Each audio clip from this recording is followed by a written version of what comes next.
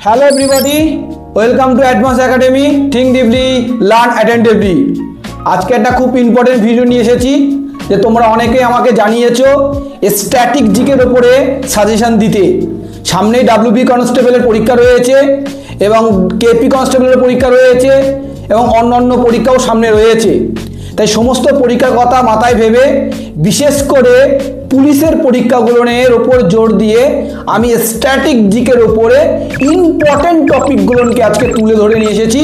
আমি তোমাদেরকে জানাচ্ছি, তোমরা নোট করে নাও।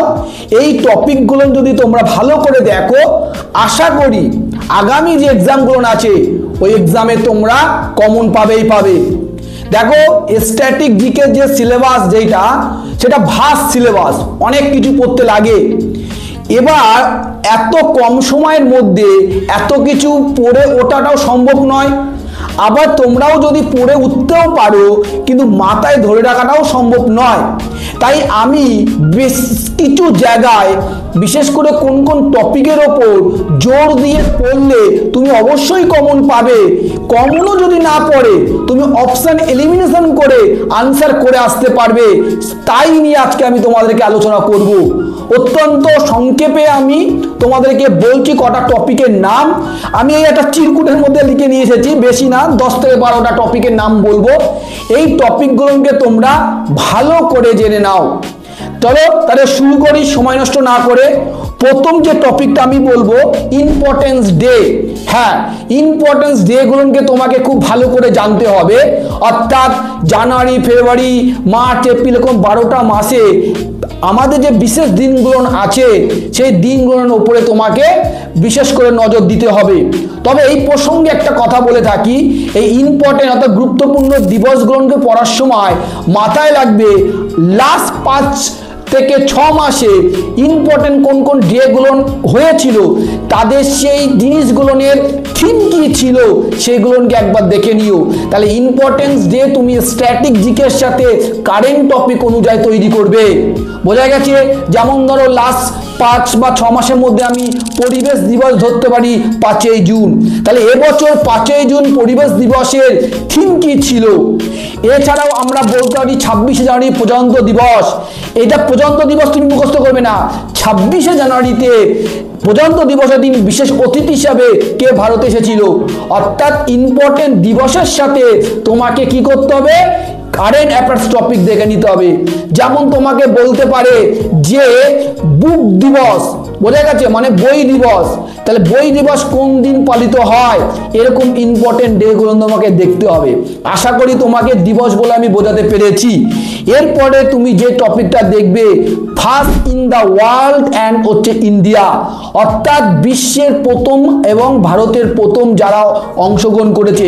এক্সাম্পল হিসাবে আমি বলতে পারি এভারেস্ট জয় প্রথম কে করেছে, ভারতের প্রথম রাষ্ট্রপতির নাম কি, এরকম ইম্পর্টেন্ট দেখে দেখে বেছে বেছে করবে। যদি আমার মনে হয় তো অনেক হয়ে দাঁড়ায়, তাই PYQ বিগত বছরের কোশ্চেন পেপার দেখে তুমি এখানকে বাছাই করতে পারো।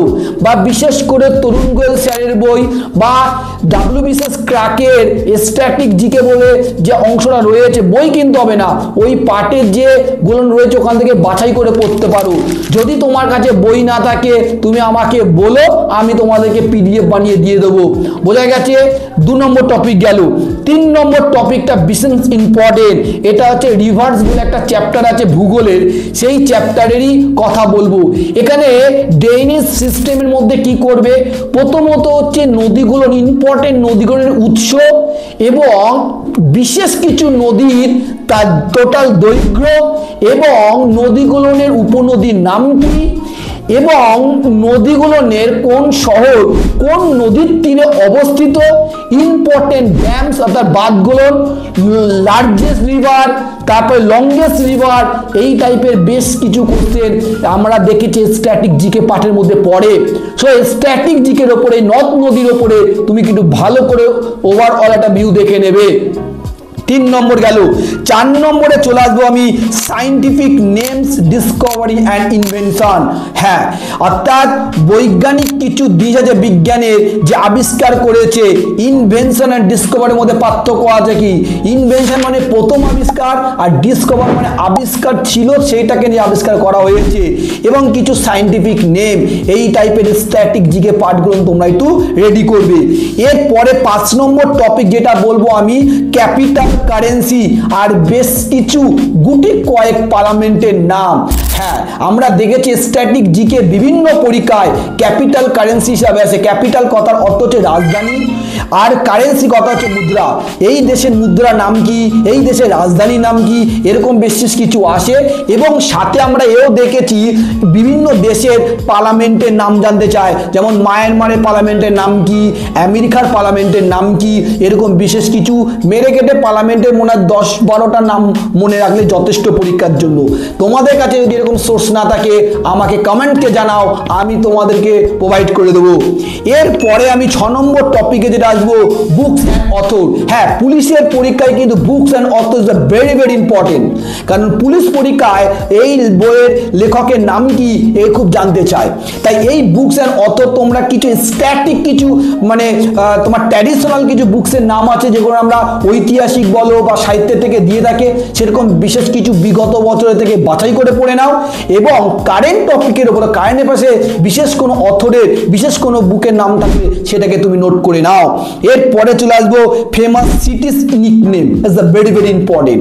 এটা কি ভারতের এবং ওয়ার্ল্ডের কিছু কিছু শহর আছে যার বিশেষ কিছু নাম দেওয়া থাকে, যেমন পিঙ্ক সিটি, গ্রিন সিটি, উৎসবের শহর, যমজ সিটি, এরকম কিছু নাম আমাদের পরীক্ষা আসে। সেই টাইপের জিনিসগুলো তোমরা জোগাড় করে নিয়ে ইমিডিয়েটলি পড়া শুরু করে দাও।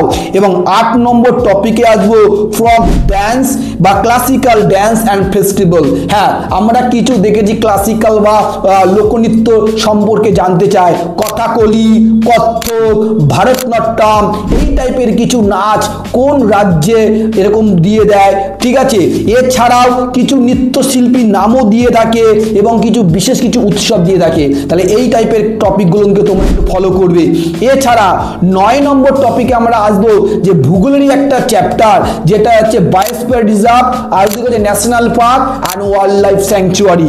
হ্যাঁ, বায়োস্ফিয়ার রিজার্ভ, জাতীয় উদ্যান, আর ওদিকে হচ্ছে আমি কি বললাম তোমাকে, অভয়ারণ্য।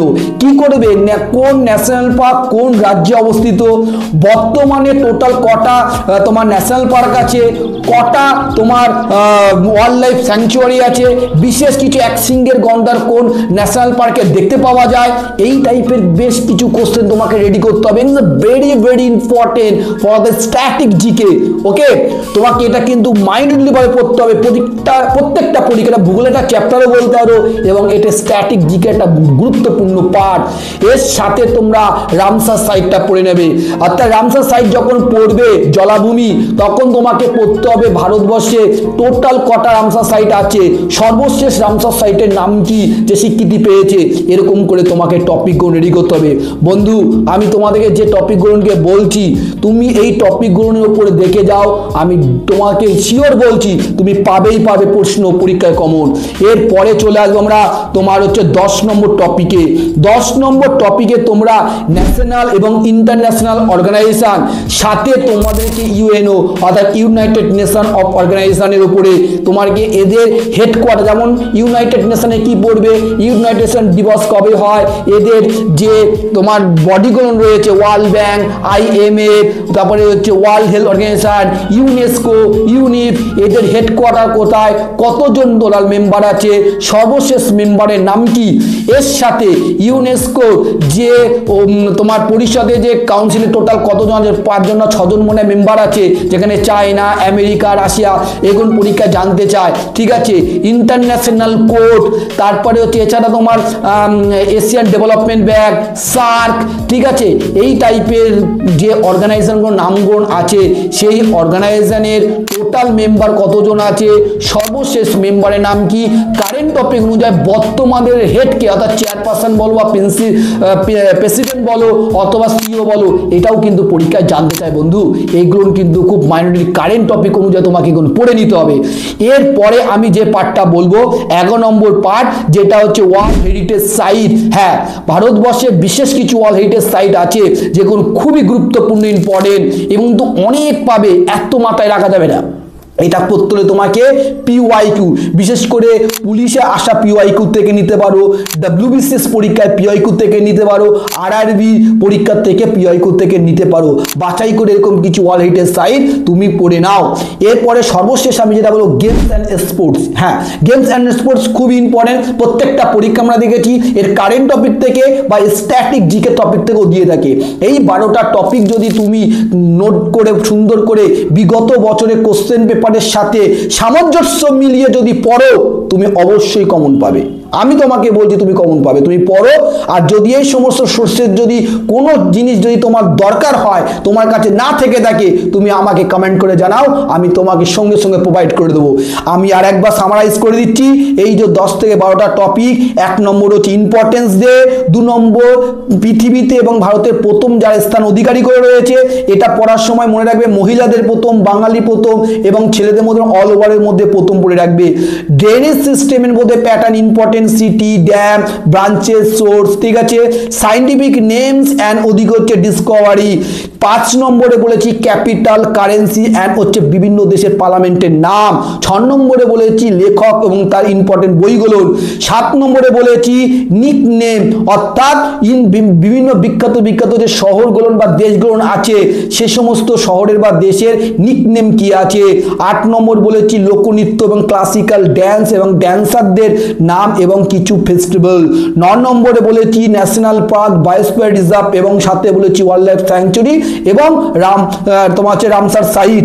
এবং 10 নম্বরে বলেছি ন্যাশনাল ইন্টারন্যাশনাল অর্গানাইজেশন গুলোর হেডকোয়ার্টারের নাম, মানে হেডকোয়ার্টার কোথায় অবস্থিত এবং এদের টোটাল মেম্বার কতজন এবং সর্বশেষ মেম্বার কে যুক্ত হয়েছে, আর বিশেষ কিছু অর্গানাইজেশন যে কত সালে স্থাপিত হয়েছে। সাথে হচ্ছে তোমার world heritage site and games and sports, অর্থাৎ খেলাধুলার উপরে। চলো ভিডিওটা এখানেই শেষ করছি। তোমরা আর কোন সাবজেক্টের ওপর বা কোন টপিকের ওপর সাজেশন চাইছো আমাকে কমেন্ট করে জানাও, আমি ইমিডিয়েটলি তোমাদেরকে ভিডিও বানিয়ে আপলোড করে দিচ্ছি, তোমরা পড়ো। আমি তোমাদের প্রত্যেকের জন্য আমার শুভকামনা রইল। তোমরা অবশ্যই বাজিমাত করবে, তোমরাই জয় হবে, তোমরাই জিতবে, তোমরাই পাস করবে। এই বলে আমি ভিডিওটা এখানে রাখলাম। Tata, bye bye.